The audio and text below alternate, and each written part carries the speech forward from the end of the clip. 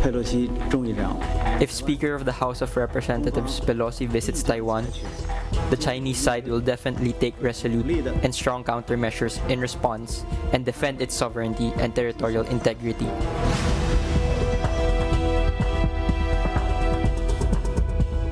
We will not engage in saber rattling. We will continue to operate in the seas and the skies of the Western Pacific as we have done for decades. We will continue to support Taiwan, defend a free and open Indo-Pacific, and seek to maintain communication with Beijing. Usually, when it's matters of international relations, we take time to study the matter and do not react immediately. Loose words might affect relationships and are very difficult to rebuild. So we will take our cue from the Department of Foreign Affairs if such a reaction is even warranted. From the nation's capital, all sides, all the time, I'm Robbie Alampay. And I'm Sean Yao. The big story tonight. Tensions are rising between China and the United States as U.S. House Speaker Nancy Pelosi visits Taiwan. The Philippines has urged both global superpowers to avoid any miscalculation over the visit. Arian Kalumbiran with a big story. Taiwan's tallest building, Taipei 101, illuminated on Tuesday night, displaying a message that says thank you to U.S. House Speaker Nancy Pelosi. Pelosi is visiting Taiwan in hopes of strengthening the U.S. commitment to support democracy in the self-ruled island. She is currently on an official Asia tour with her itinerary including stops in Singapore, Malaysia, South Korea, and Japan. Pelosi's unannounced but widely anticipated trip to Taiwan is the highest-level U.S. visit to the self-ruled island in 25 years. In a tweet, the U.S. House Speaker shared a photo of her visiting Taiwan's President Tsai Ing-wen. Pelosi said they discussed how America and Taiwan can deepen their economic ties, further strengthen their security partnership, and defend their shared democratic values. China, which claims the self-ruled territory as their own, has earlier condemned the visit, calling it a threat to peace and stability in the Taiwan Strait. China's envoy to the UN even branded Pelosi's visit as provocative. As we can see, such a visit is apparently very much dangerous, very much provocative. China's foreign ministry added that Pelosi's visit severely impacts the political foundations of China-U.S. relations and that they would punish those who offend Beijing.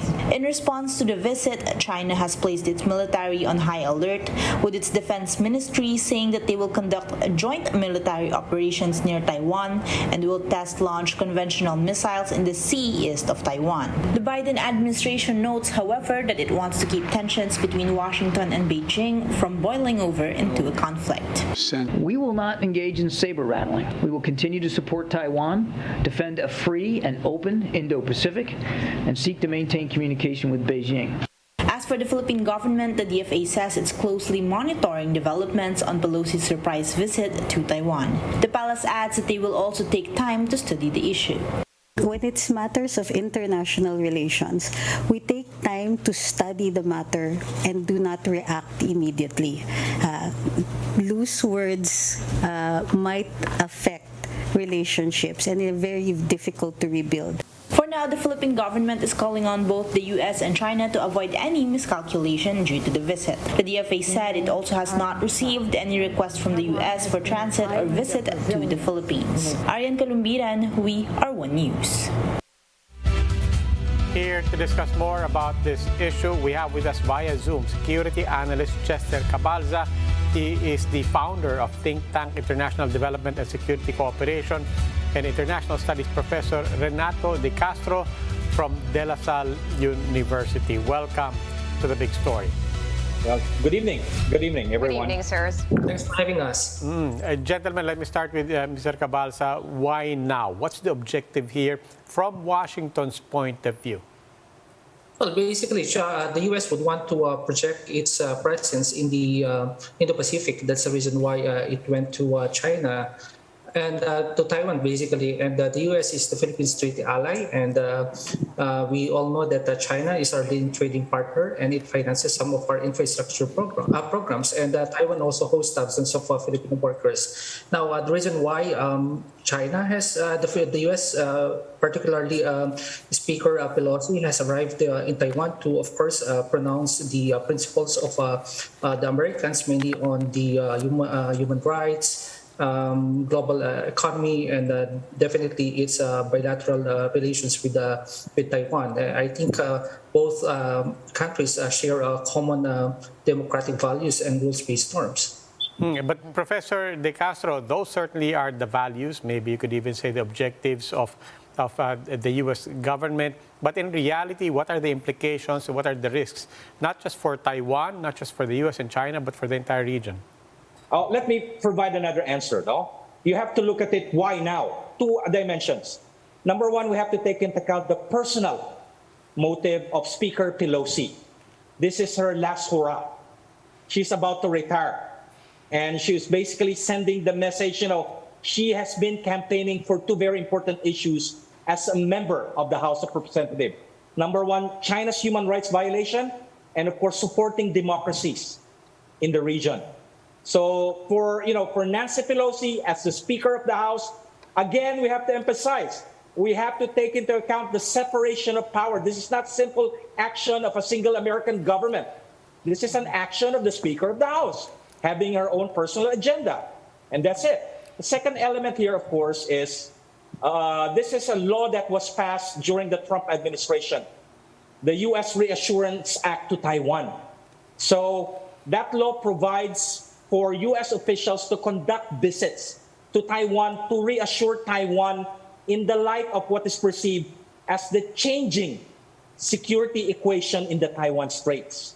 There's a concern in the United States since the beginning of, let's say, the Trump administration, that China intends to upset the status quo. President Xi Jinping announced he wants to effect the eventual unification between China and Taiwan. So one of the actions of the Trump administration is the Reassurance Act. So this is part of the implementation of the Reassurance Act, that American officials would have to conduct visits to Taiwan to reassure the democracy that the United States is behind them. Mr. Cabalza, what then is left for the Philippines? From the perspective of Manila, how do we position? Mr. Marcos and Malacañang saying we have to be careful, we'll take the cue from the Department of Foreign Affairs. What are they discussing at the administration at this point? Well, this is a test of our pronounced independent foreign policy. The Taiwan case is a litmus test on how our government will do a balancing act, given, of course, that these two superpowers are trying to court us. And definitely, we have to understand also that we have a national interest in Taiwan.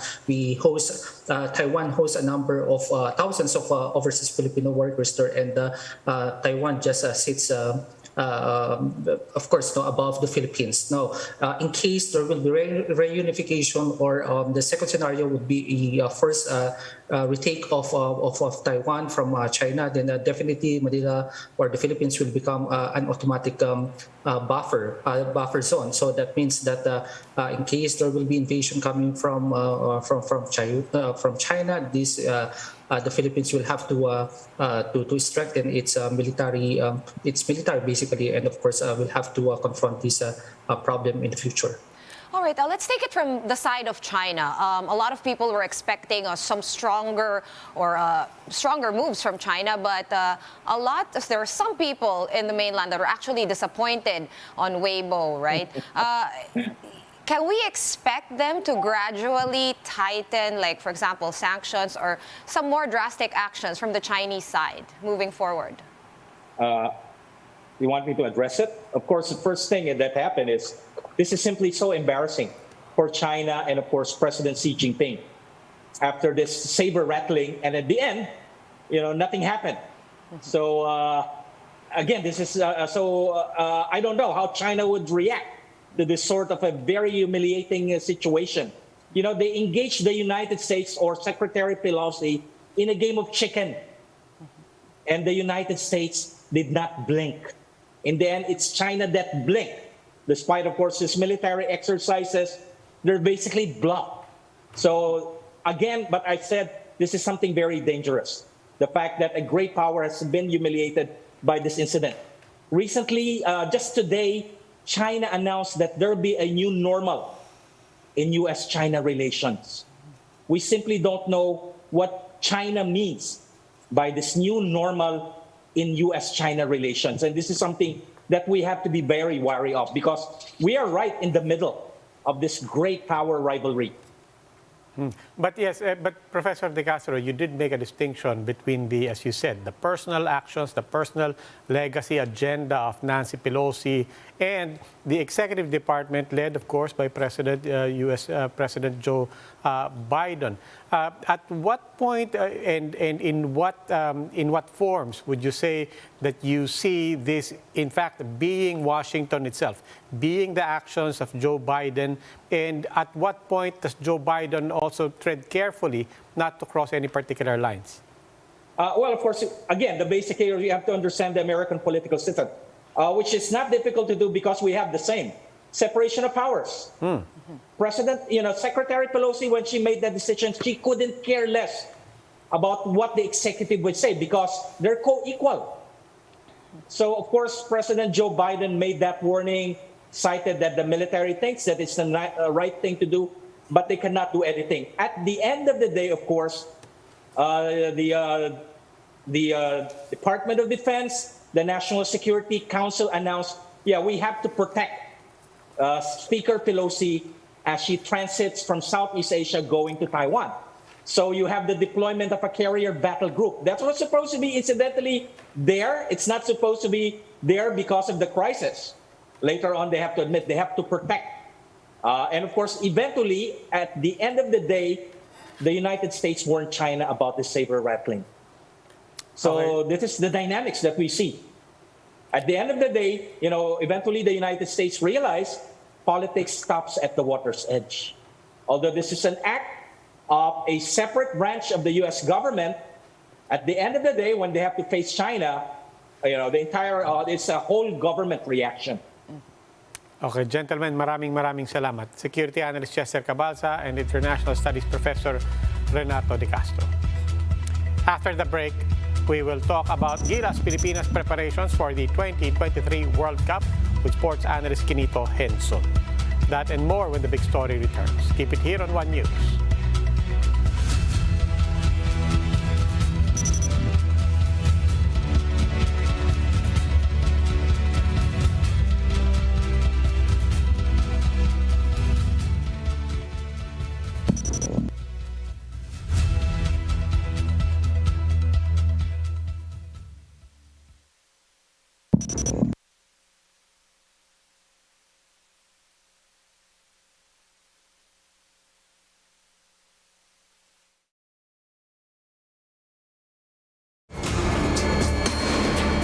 A key sector in our transformation plans is that of energy. Another fundamental requirement for growth and increased employment will be the availability of cheap, reliable energy. This even comes under the category of ease of doing business. If we are to attract investors, both local and foreign, to set up shop here in the Philippines. At present, our demand for energy far exceeds our reliable supply. We must increase the level of energy production. We must look at every possible option that would be appropriate for the Philippine situation. There is some room to expand our present power supply through existing power sources, but this is only to a very limited extent. We must build new power plants.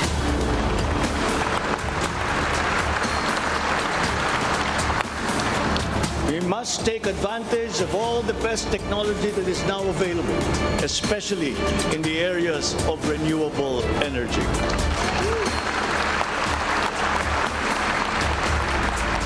Our search for new power sources should always be with an eye to improving the mix of the energy supply between traditional and renewable sources.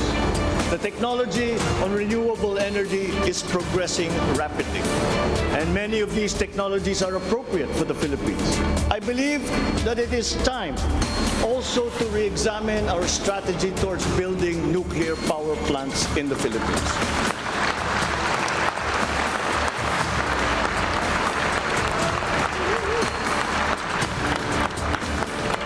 We will comply, of course, with the International Atomic Energy Agency regulations for nuclear power plants as they have been strengthened after Fukushima. In the area of nuclear power, there have been new technologies developed that allow smaller-scale modular nuclear plants and other derivations thereof. Once again, PPPs will play a part in support as funding in this period is limited.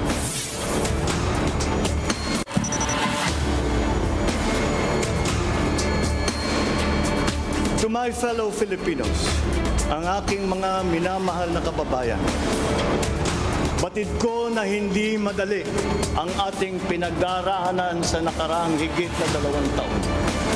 Alam ko rin na ang bawat isa sa inyo ay ginagawa ang lahat ng inyong makakaya upang patuloy na harapin ang lahat na pagsubok sa kasalukuyan. I do not intend to diminish the risks and the challenges that we face in this turbulent time in global history. And yet, I see sunlight filtering through these dark clouds. We have assembled the best Filipino minds to help navigate us through this global crisis. We will endure. Let our Filipino spirit ever remain undimmed.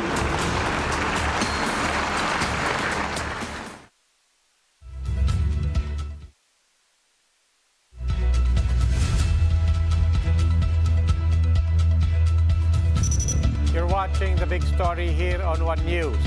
In about a year from now, the Philippines will participate in hosting one of the biggest basketball events in the world, the 2023 FIBA World Cup. Here's what we know.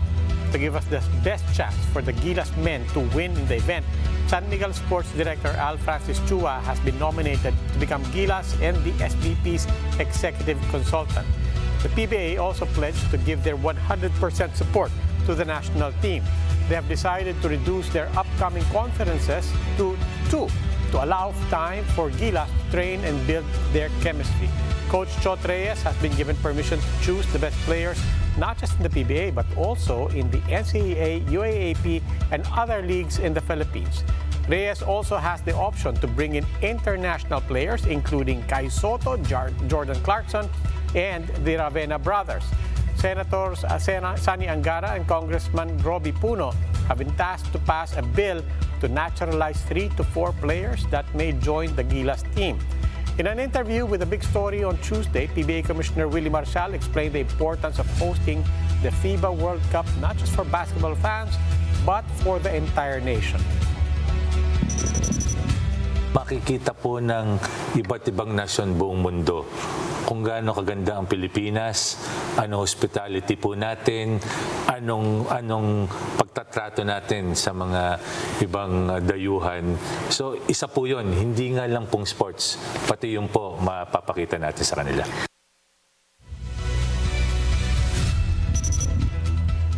Here to share his insights about the latest developments with the Gilas Pilipinas, Philippine star columnist and PBA analyst Kinito Henson is joining us live via Zoom. Welcome to The Big Story, Sir Kinito. Welcome, sir. Hi there, Robbie. Hi there, Sean. Hello, yes, everyone. Nice to see you. Nice to see you too, and everyone's also going all in for next year's hosting of the World Cup, as well as for the formation of the team that will, play out the rest of the qualifiers, as well as the World Cup team. What are your reactions to this? This is unprecedented, first time in history. Well, we've had a few bumps on the road. Remember that early this year, the national coach, Baldwin, withdrew from coaching the Philippines in the 3rd window, and that caused a scramble. And SBP Chairman Emeritus Manny B. Pangilinan, SBP President Al Palillo got together and said, well, with Baldwin refusing to coach the Philippines in the 3rd window, they needed someone to step up, someone to step in. And that job fell in the laps of Coach Chot. He didn't ask for the job. He didn't volunteer for it. He was asked to take over the vacant position that was left open by Baldwin. And so he tried to make do with what he had. Unfortunately, there wasn't enough time to prepare the Philippine team for, number one, the Southeast Asian Games, and then the qualifying window that took place. But I don't think it's time to press the panic button. I know there's been a lot of bashing because on Coach Chot, but I really don't think the public is fully understanding of the situation that SBP faces. But with the big meeting of the SBP getting together the basketball stakeholders last August 1st, I think everyone is committed to go all in, all out for the Philippines campaign in the 2023 FIBA World Cup. And I can see now the building blocks of something that we can look forward to on the way to the World Cup in 2023. Kinito, give us some perspective as well on, as you said, everything and everyone coming together. We've talked about the PBA, NCAA, UAAP, SBP. Let's throw in 6 more letters there. MVP, RSA, coming together to make all of this happen. Put all of that into perspective on how big a deal that is. I think this is going to be the greatest deal in Philippine basketball history. You remember in 1978, the Philippines hosted the FIBA World Cup, but there were only 14 teams that participated in that particular competition. Now, there are 32 teams playing in this World Cup. The Philippines will be hosting 16 teams in the group stage. And then the list will go down to 8 teams in the playoff stage, start the quarterfinals. But for 15 days, the Philippines will be host to, well, the best basketball teams in the world. And I think with MVP support, RSA support, and you mentioned all the letters, all the alphabet organizations, the PBA, the SBP, the NCAA, UAAP. Let's throw in the NBA because Jordan Clarkson will be playing for the Philippines in the World Cup. That's right. Yesterday also, Commissioner Marshall mentioned that we're looking forward to maybe having 3 to 4 naturalized players. Of course, Jordan Clarkson is already one of them. Any idea who the other 2 to 3 are? Yes, there is a list that Coach Chot has put together.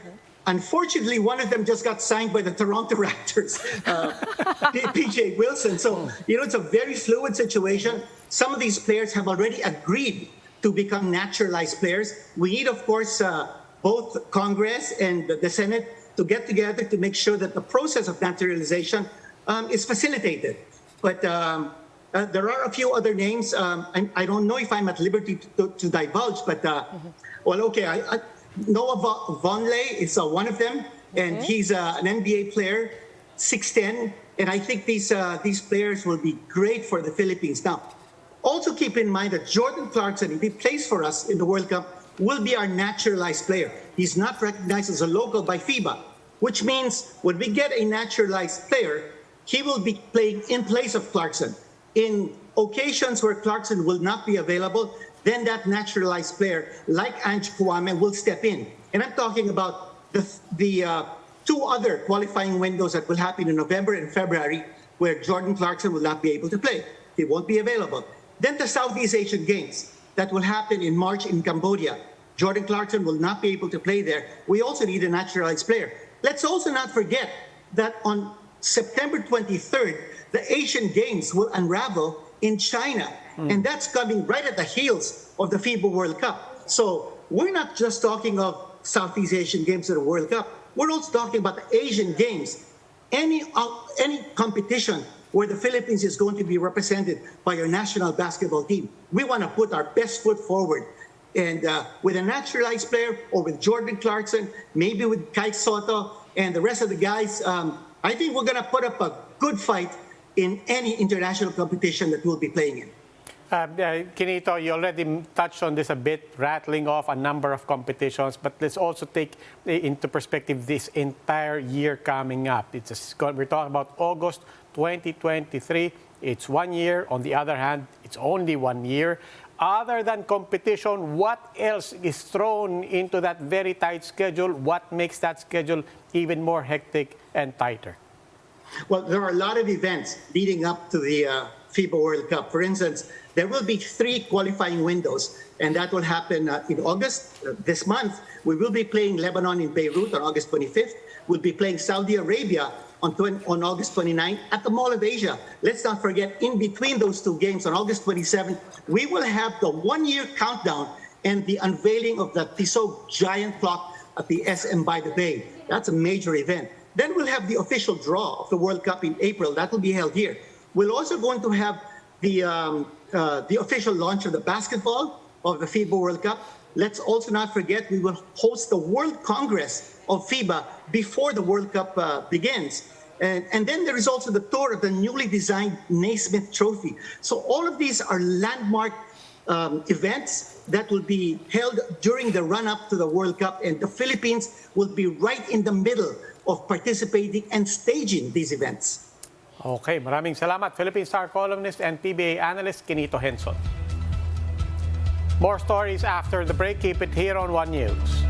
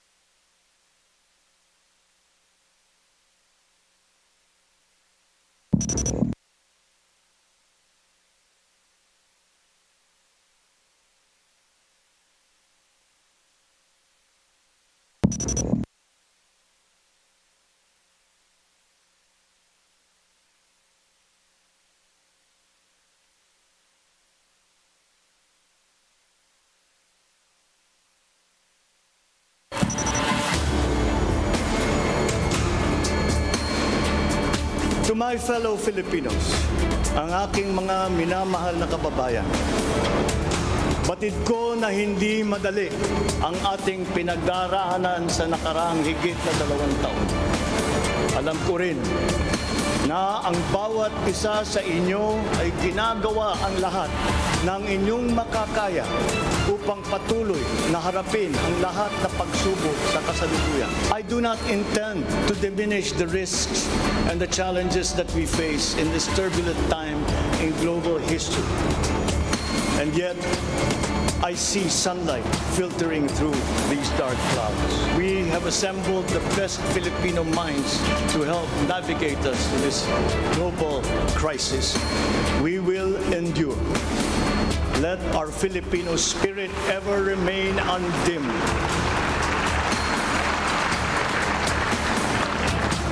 I know this in my mind. I know it in my heart. I know it in my very soul. The state of the nation is sound.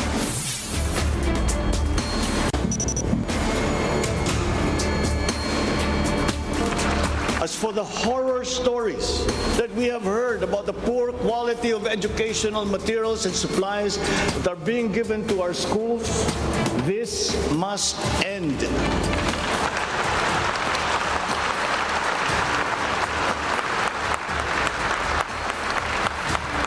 Our children must always be equipped with the best that we can provide.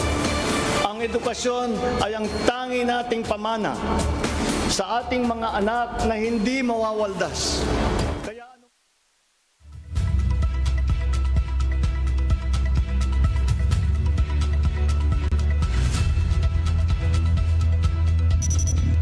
You're still watching The Big Story here on One News. Vince Tañada's Katips, the movie, clashed head-on with Daryl Yap's Maid in Malacañang as both movies open today in cinemas nationwide. Mobile journalist Jacob Lazaro gives us a front seat to the story.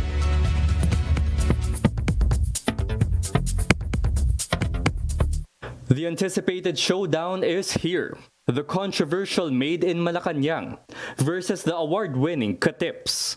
Lai and Carl were first in line to watch the Daryl Yap film. After the movie, they said they got their money's worth. Parang naiiyak na naman ako. Nakakaiyak siya kasi it's actually a typical movie na it's about family. Joden, meanwhile, became more firm with his belief about the 1986 People Power Revolution. Yung pangit na revolution, akala mo peace revolution pero hindi naging peace. Naging parang ginawa nilang baboy yung yung Malacañang. Those who watched Katips, on the other hand, had the same level of appreciation. it's an eye-opener. As a student, very empowering din to kasi parang nakita ko na I have to get that courage then to speak up for those who can't, those voiceless people. Deserved ba yung mga FAMAS awards? Yes. Opo. Deserve. Kita and deserve. Sophia and Tim also commended the film's music, performance of actors, factual accuracy of the atrocities that took place during the martial law. Christina, a 70-years-old senior citizen, said she could have watched the movie for free, but decided to pay instead to support the film. Kasi talaga namang dumaan din that time ang pag-abuso sa kapangyarihan. Both movies, though highly anticipated, didn't really pull long lines at the ticket booths of Robinson's Place, Manila, and Fisher Mall in Quezon City. In fact, both films only had around 30 viewers during the morning and afternoon screenings. Mobile journalist Jacob Lazaro, we are One News. And that's the big story tonight. For more updates, follow News 5, the Philippine Star, and Business World online. You may also log on to onenews.ph for more in-depth analysis. Ako po si Robbie Alampay. The big story is also available on Signal Play. Make a free account now at signalplay.com and stream One News anytime, anywhere. I'm Sean Yao. Masks on, wash hands, and stay safe, Philippines. We are One News, all sides, all the time.